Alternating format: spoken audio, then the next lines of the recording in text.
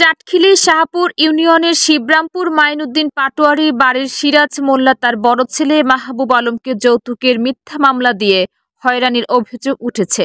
ভুক্তভোগীরা জানান, 2018 সালে খিলপাড়া ইউনিয়নের ছোট জীবনগর গ্রামের জাহাঙ্গীর আলমের মেয়ে বিবি খাদিজা আখিকে বিয়ে করানোর পর থেকে অস্বাভাবিক আচরণ ও মোবাইল ফোনে বিভিন্ন পরপুরুষের সাথে কথা বলাকে কেন্দ্র করে সৃষ্টি হয় পরিবারে অশান্তি।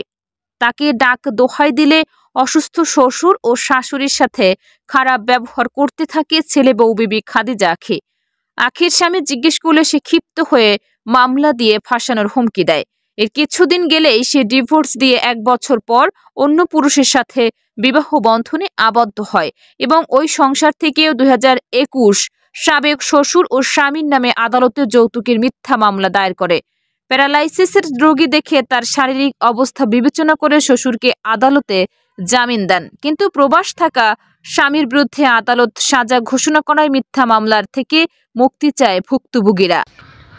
আমি মোহাম্মদ সিরাজ মোল্লা, আমার ছেলে মাহবুব আলম বাবু, তাকে আমি বিবাহ করাই মরিকা দিয়ে গণস্থ বাড়িতে। 2018 মেয়ের নাম হইল 2018 সালে মেয়ের নাম হইল খাদিজা আকি। সে আমাদের বাড়িতে আসার পর থেকে অন্য অন্য ছেলের সাথে কথাবার্তা বলে, তার সাইজ চলন ঠিক না। তারপর যে এখন এইটা আমরা দেখি, আমরা সুস্থ বেশি হবে সে বাড়ি যাই, তারপর বাড়ি যাই অন্য তো বিয়া বই, সেখানে একটা মেয়ে হয়েছে। এখন আমরা গেছিলাম আনতাম, আমরা অনেক দিন ধরে গেছি, তারা আনতে সে আসবে না। পরক্ষণে সে উন্নত বিয়া বই একটা মেয়ে হয়েছে।